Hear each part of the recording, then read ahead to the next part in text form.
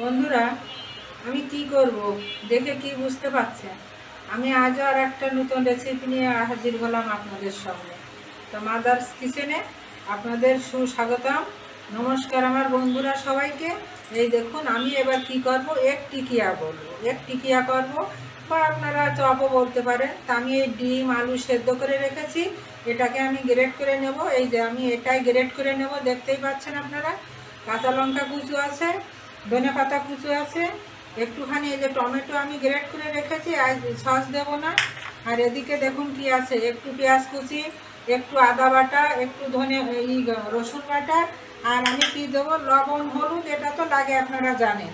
আর আমার লাগবে কি, একটু এটা গরম মশলার গুঁড়ো আছে, এটা জিরে ভাজা গুঁড়ো আছে, আর আমি একটুখানি ঝালের গুঁড়ো দেবো। ঝাল না হলে তো এসব ভাজা পোড়া স্বাদ লাগে না। তাহলে আমি এই রেসিপিটা করার আগে, আমি এই রেসিপিটা যে খাবো আমি টিকিয়া দিয়ে, তার জন্য একটা চাটনি করে নেব। আর আমি এই ডিমটা গ্রেট করব, সেটা আমি আপনাদের দেখাবো। এই মেশিনে গ্রেট করে যাতে মিহি হয় সেইভাবে আমি গ্রেট করে নিয়ে আসছি, এবং আপনাদের চাটনিটা করা আমি আগে দেখাইনি এই টিকিয়া দিয়ে খাওয়ার জন্য।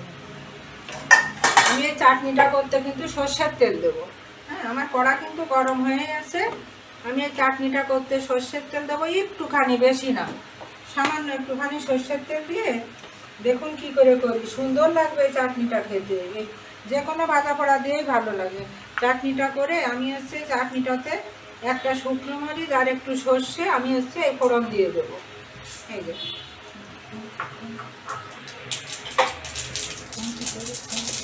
আমি এটাকে এই ফোড়ন দিয়ে দেবো।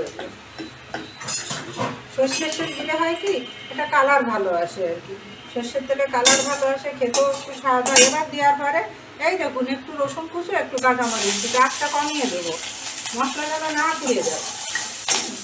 তো চাটনিটা আমি কী করে করি দেখে নিয়ে, এটা আমরা না কিনে খেয়ে ঘরোয়া ভাবো আমরা সুস্বাদু অনেক জিনিস আমরা করে খেতে পারি। এই চাটনিটা দেওয়ার পরে এবার আমি কি করব, এই দেখুন আমার এই টমেটোটা গ্রেট করা, এবার আমি টমেটোটা ছেড়ে দেবো। আমি টমেটোটা একটু সময় নেড়ে দেবো যাতে কাঁচা গন্ধটা চলে যায়। এটা আমি জল দিচ্ছি না, কেননা জল দেওয়ার আগে আমার চিন্তা করা লাগবে। আমার এখানে তেঁতুল আর একটু কর্নফ্লাওয়ার আমি গুলে রেখে দিয়েছি। এই দেখুন, এবার আমি এটা ফুটতে ফুটতে আমার যেটুকু লবণ লাগবে, এটা আমি হলুদ দেবো না, আমার যেটুকু লবণ লাগবে পরিমাণ মতো, আপনারা যে যেমন খাবেন সে সেইভাবে এই যে লবণটুকু আমি দিয়ে দিলাম। বেশি দেবো না, আপনারা স্বাদ বুঝে লবণ দেবেন। আর এই যে একটু ঝাল ঝাল না হলে তো ভালোই লাগবে না বন্ধুরা। এই যে সামান্য একটু ঝালের গুঁড়ো আমি দিয়ে দিলাম, বেশি না। হ্যাঁ, এবার আমার টমেটোটা এইভাবে হওয়ার পরে গলে গেছে, গ্রেট করা তো একটু মিষ্টি মিষ্টি টক টক লাগবে। আমি এখানে এই যে 2 চামচ এই চিনির ব্যবহার করলাম। একটু চিনির ব্যবহার করে আমি কি করব, এই যে তেঁতুলটা আর কর্নফ্লাওয়ারটা আমি এই যে এবার আমি দিয়ে দেবো।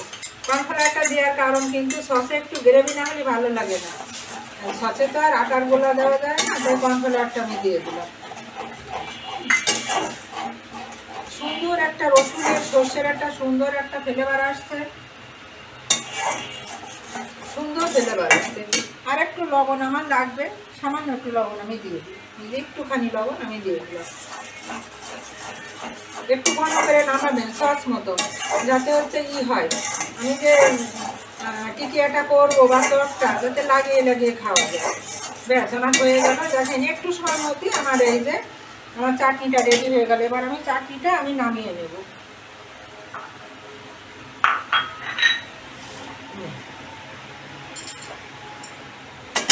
দেখুন, এই দেখুন আমার চাটনিটা কি সুন্দর হয়েছে। দেখুন, এটা দিয়ে আপনারা ভাজা পোড়া, যে কোনো ভাজা পোড়া আপনারা খেতে পারেন এটা দিয়ে।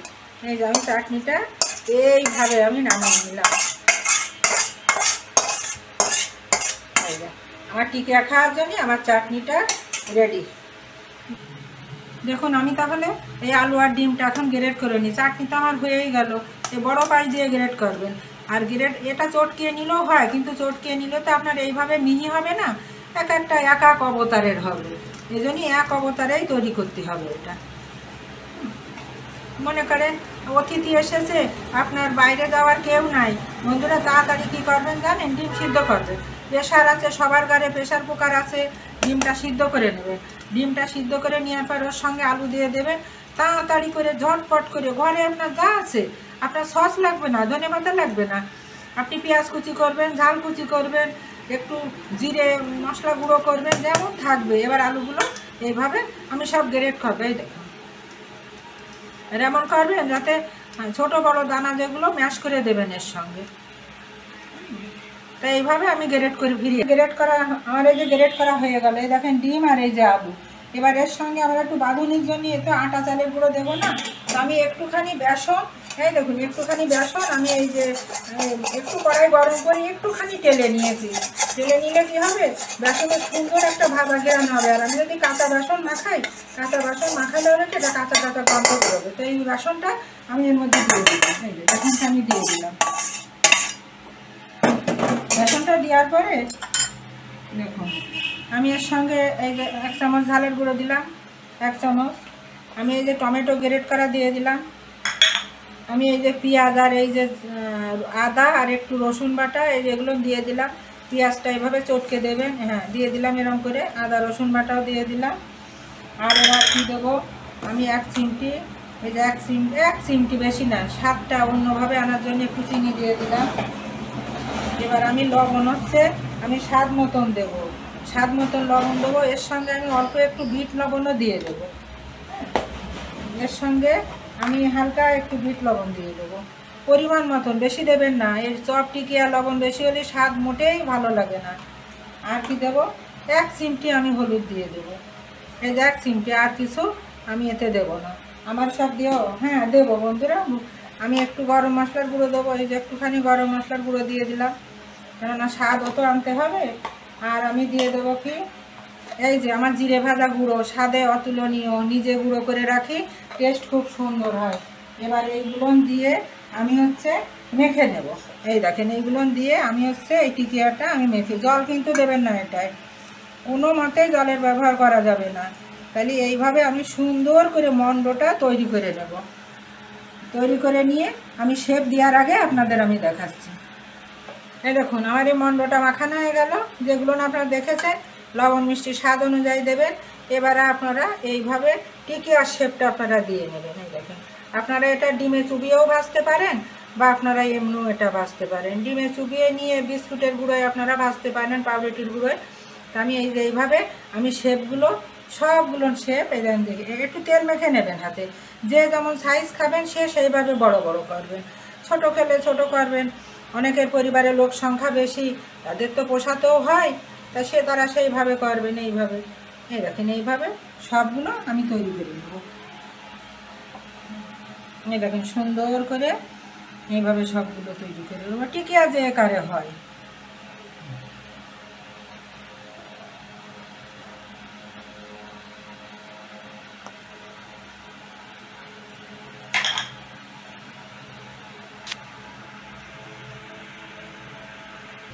দেখুন বন্ধুরা, এই যে এইভাবে আমি টিকিয়াগুলো তৈরি করে নিয়েছি। হ্যাঁ, ইচ্ছা করলে আপনারা আর একটু পাতলা পাতলা করে দেবেন, আর এতটা জাল কমে দেবেন যে আস্তে জালে ভাজতে হবে। ওই দেখেন আমার একেবারে লো আছে মানে আস্তে করে। আর যারা নতুন রাঁধুনি তাদের জন্য একটা টিপস দিয়ে দিই, আপনারা এইভাবে ছাড়বেন, তাহলে আপনাদের হাতে আর লাগবে না, এইভাবে ছেড়ে দেবেন। আর আমরা তো রান্না করতে করতে পুরনো হয়ে গিয়েছে, আমাদের সমস্যা হয় না। দেখেন আমরা এই দেখেন ছেড়ে দিলাম। নতুন যারা ভয় পান তেলে, তারা ঘুমটির আগায় করে ছেড়ে দেবে। আর জালটা কিন্তু একেবারে লো আছে থাকবে। এই আর একটু পাতলা করে দেবেন, কি জানি ভিতরে না হলে কাঁচা কাঁচা থাকবে, একটা কাঁচা গন্ধ বেরোবে।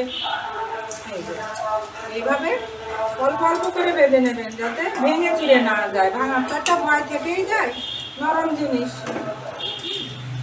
দেখুন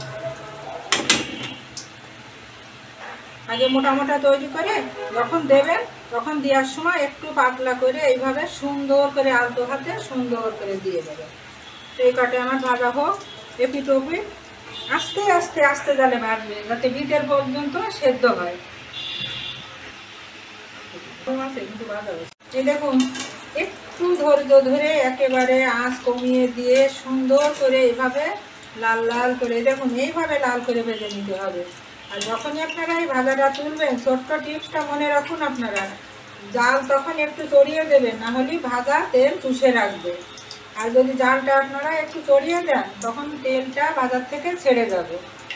যারা রান্না করেন তাদের ছোট ছোট টিপ জেনে রাখা দরকার। এটাকে নামিয়ে নিলাম। এত সুন্দর সেন্ট বেরোচ্ছে, বাইরের থেকে কেন কিনে খাবেন? বাচ্চাদের বাইরের জিনিস খাওয়াবেন না আপনারা। এইভাবে আপনারা ঘরে যারা পারেন না চেষ্টা করবেন, দেখে শিখে নেবেন।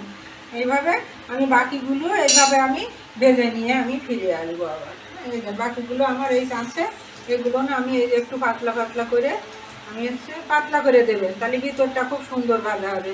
সাইজটা ছোট করতে পারে, যারা গোল করতে পারবেন না তারা বড় করে করে ছোট্ট গিলাস কিনে নেবেন, গিলাস বসায় সমানভাবে কেটে নিতে পারবেন। এটাও আমি কিন্তু একটা টিপস দিয়ে দিলাম। হয়তো আপনি গোল করতে পারছেন না, ছোট্ট গিলাস দিয়ে কেটে নেবেন। এভাবে আমার এগুলো না ভাজা হোক। দেখুন বন্ধুরা, এই যে আমি আঁচটা একটু চড়িয়ে দিলাম, কারণ এবার আমার ভাজাটা নামিয়ে নেব। এই দেখুন আমার ভাজাটা এইভাবে সুন্দর করে লাল লাল করে ভেজে নেবেন। বাড়িতে তৈরি করবেন, বাচ্চাদের খাওয়াবেন, নিজেরা খাবেন, আনন্দ উপভোগ করবেন। আর হচ্ছে পরিচ্ছন্ন খাবারটা খাবেন, বাইরের খাবার খাওয়া ভালো না। আর আপনারা গ্যাসটা আমি এবার নিভায়া দিই।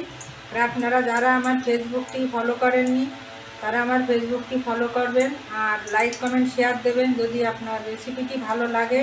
আশেপাশে বন্ধুবান্ধব আত্মীয় স্বজনের কাছে অনুরোধ রইল শেয়ার করবেন।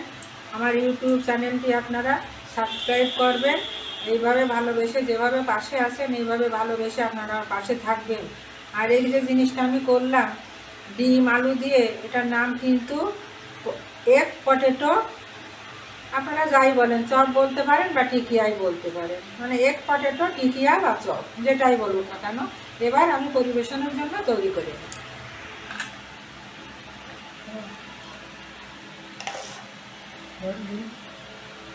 দেখুন বন্ধুরা, আমার তৈরি হয়ে গেল এই সুস্বাদু পরিচ্ছন্ন পরিবেশে। আমি বেকারির খাবার আমরা না বলি, ঘরের খাবারটা করে খাওয়ার চেষ্টা করি। আমার এগ পটেটো আর কি বলবো, আর এগ পটেটো টিকিয়া বা এগ পটেটো চপ যেটাই বলুন, এর সঙ্গে যে আপনাদের আমি চাটনি করে দেখিয়ে দিলাম। সস দিয়ে নাই বা খেলেন, এইভাবে চাটনি করে ঘরে তৈরি করবেন, সবাইকে নিয়ে আপনারা আনন্দের সঙ্গে এটা পরিবেশন করবেন। আর ওই একটাই কথা, আপনারা লাইক ফলো শেয়ার দিয়ে আমার ভালোবেসে পাশে থাকবেন। সবার জন্য রইল শুভকামনা।